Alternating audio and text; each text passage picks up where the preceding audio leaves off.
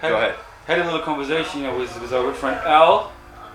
Good to see you. How are you doing, my friend? Oh, terrific. Hello. Right. Terrific. We are here to discuss. Well, it has to do with something new because the old stuff doesn't really work, right? Is there anything new, really? I mean, Well, what can be new, and that's really the thing about how to be new, because all of the stuff we see in, like, even the 99% movement, it's all old stuff. When we talk about new consciousness, which really can allow us to be more free, and we can allow us to set each other free. There got to be something new. Yeah. And that's kind of what we're exploring, and what's really the point. How can we be more new? How can we move beyond the old bullshit, or the old patterns? Let go of the past, one way. Yeah. Learn from the past, but don't get stuck in it. Right. That's the difference. Yeah. Very painful. The past can be a very painful thing. If you live in the past, you're reliving pain. Right. And it can drag you down, drag you back, keep you from being now and the future also. Right.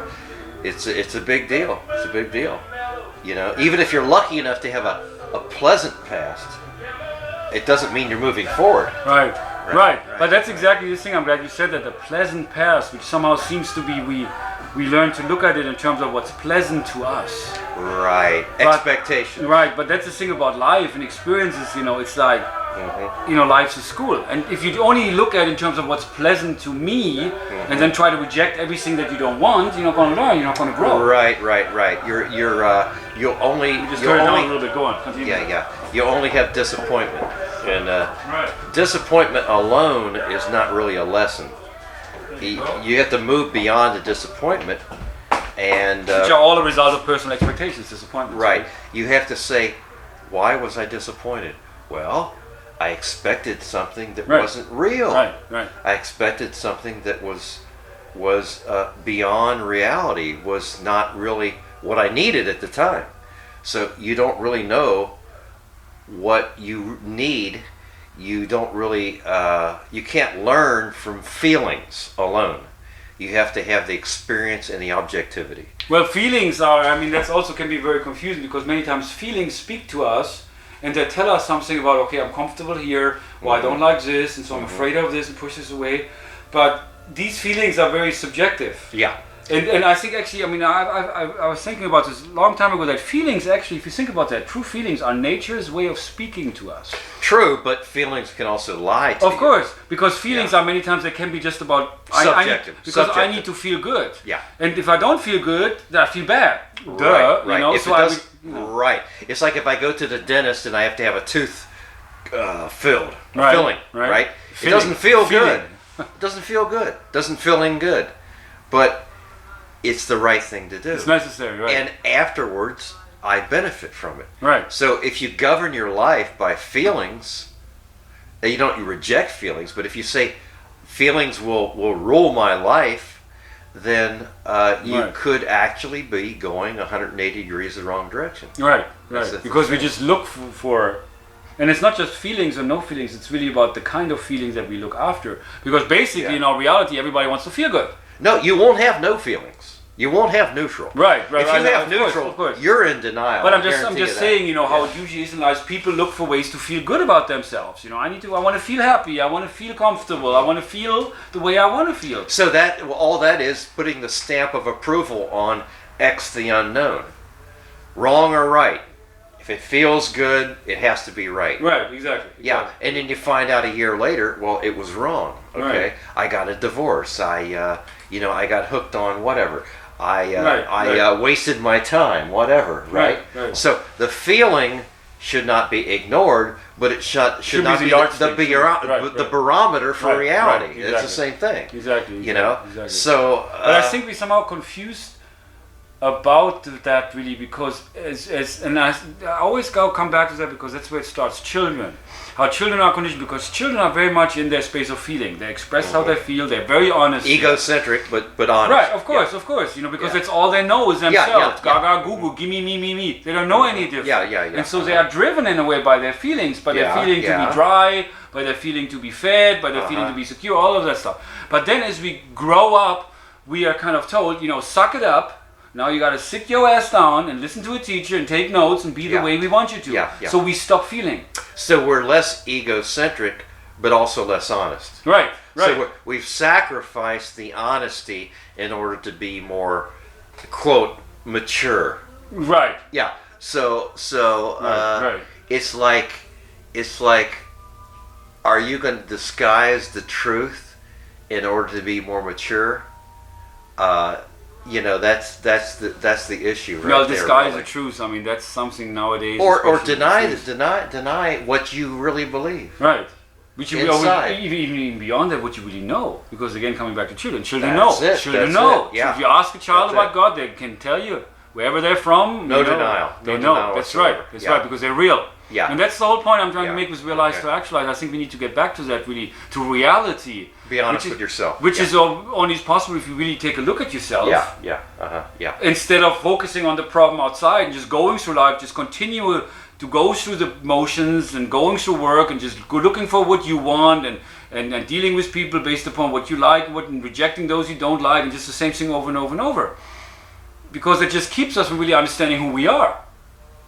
Because we just have become these weasels who only look for what we want. Everybody wants something.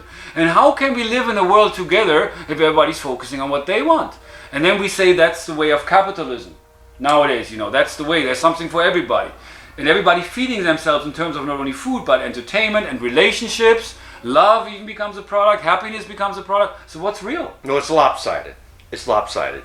It doesn't mean you don't care for yourself, but if that's your main focus, you're eliminating the rest of the world from your reality. So it's not a question of not caring for yourself. It's a question of what's the basis of your reality. Is it you first, everyone else is left out, or is it I care about myself. I'm important, but I also need to expand my reality beyond myself and not base everything on my own focus, on my own center. My own expectations. My own and needs. expectations. Right. On my own expectations, right? And if things don't turn out right for me, then maybe someone else got some benefits. Do I care if someone else benefited? Or do I only care if I benefit? Now that's the attitude. That's the attitude right there. Yeah. If someone else wins and you lose, that's a test. That's a test.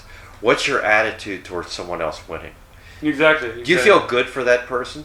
If you Or don't, you're jealous, yeah. if Right. you don't, that's a test. That's a test. It means that you have not been willing to share the benefit of reality with someone else. You're saying it's only good if I win. Because we're kind of caught up in our own reality. That's the reality of this world. We all live within our own reality. Which is essentially paranoia. Yes. It's saying It's insane. saying they're out to get me. Right, They're out to. yeah. If they win, it's because they cheated me. No, it's not because they cheated you. It's because they happened to win and Right, you didn't win. right. Next time, maybe you'll win. Right. Okay? It's a fair game. You're no better or worse than anyone else. Okay? And if you win, that's great. If they win, it's great for them. If you don't appreciate someone else benefiting from something, then what you've said is, I'm the center of the universe, and they don't deserve to have Right, anything that I don't have. Now that's the essence of selfishness, and it leads nowhere, not to happiness. It leads to more frustration, of course. Yeah, yeah. Because that's what we said ourselves. Because it's a setup. yeah, Totally. right. Are you going to always win? No. Okay. What if you are happy about you winning and they're winning? You can't lose, can you? Right. Yeah, that's a winning situation. But I think it's also part of the new paradigm or the new consciousness, as I like to call it, is there is no such thing as winning or losing. In reality, everyone doesn't win, but in essence, everyone can win. What is there to win, though? If you think about that, what is there to win? What is there to win? Well, there's to win personal Gain, right? Personal satisfaction, because everyone's different. But again, coming back to in a natural system, which I think is what the new consciousness is about. There is no need to get somewhere in order to be satisfied. Gratification outside of the basics of satisfaction which should be being, not having being. Isn't that also the root of all, well, evil, if you want to call it, or the root of all troubles we're having in this world is having. I'm attaching myself to what I have, right. and because I'm attached to what Exactly I have, I'm going to defend against it. Exactly so right. You come on, that's the root of Exactly the right. You are a being if you have nothing, okay? You have to be satisfied with your being, and that's up to you. Right. That's not up to somebody else. If you look to someone else to be responsible for your being, you're not going to be you, you're going to be them. And you never will be. So, how are you going to be satisfied? You never. Because Never. You'll never be satisfied. Right. You never will. You never but will. that's, again, part of the program that... as we program children to just serve the system and become these consumers and producers, we never satisfy because there's always more. Well, there's one experience to another, and if you don't like this person, you go to the next. If you don't like this, you go to the next. There's always something. You're right. It's conditional, and it's one-upmanship. You know, I'm better than I have more than you, so I'm better than you. Blah blah blah. You know, it's. I'm right and you're wrong. Yeah. You will be okay if. You'll be okay if. It's conditional. You'll be accepted if your being I love you is if. Okay, here's the problem. Here's the problem right here. How are you going to control your being? Your being is. Okay? You don't make yourself what you are at this very second. You are what you are right now. Right. Okay? How are you going to control that? You can't. Okay? Yeah. Everything you have is going to float and sink in the quicksand. You have to start with the foundation. And that is who you accept yourself as being, and that's up to you. Well, we got to be very, very realistic there about it, because again, that's what we're living on, this reality. That's what we're dealing with in this world, this experience. Is that as we grow up in this world, we learn to look outside. We learn to look at other people. We learn to look at heroes. We learn to look at leaders.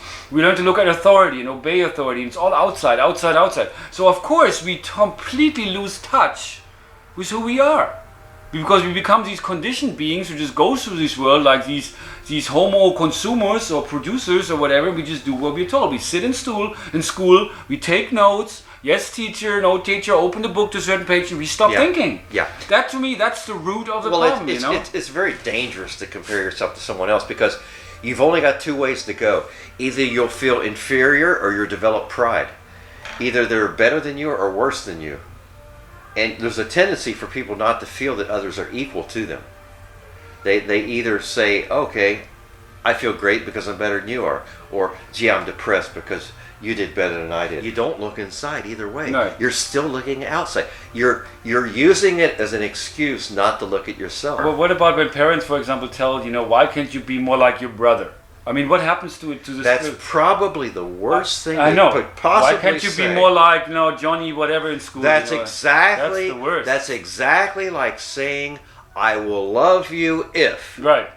Conditional Exactly. love, and that is the worst thing a parent could ever say to a worst thing a parent could ever say to a child, right. Because it gives a conditional form and acceptance of love, and it puts the child on a level where they can never accept themselves and think they'll never be accepted. And that's where jealousy comes in, and that's where neurosis and anxiety comes in. Right, exactly. If you really think about that, it doesn't really matter about who is doing what better. I mean, if we measure people in terms of that, that's the reality. There's no end to it. But again, it's this reality. I always come back to again, this is experience. This experience in this world somehow it's going to transform, it's going to change because it cannot continue the way it is. This is just the experience we're having in this world as we came into this world, and the problem already started millions of years ago as we became part of this consciousness. When the Bible talked about, we ate from the tree, we're thrown out of paradise, the beginning of history, the beginning of the end, as we know, the beginning of warfare and fighting and all this stuff. The 1% were always there, the masses always struggled, we always served the system, we always enslaved. So, that's really the question to me that I'm having. Okay, how does it look like? Even though we don't know how 2012, past 2012, the next 5, 10, 20 years will look like, the future of this world. And it's not really about waiting for that, but I think it's about getting ready for that in our own minds. To snap out of this mindset of struggle, competition, production. We're just trying to get somewhere. We're trying to get what we want. Me. Always about that. Always trying to feed ourselves. But I think it's very important to slow down and say, you know what? wow, I'm not the only one here. I'm not alone. I don't need to struggle. I don't need to prove myself. I don't need to get ahead anywhere, because I'm perfect.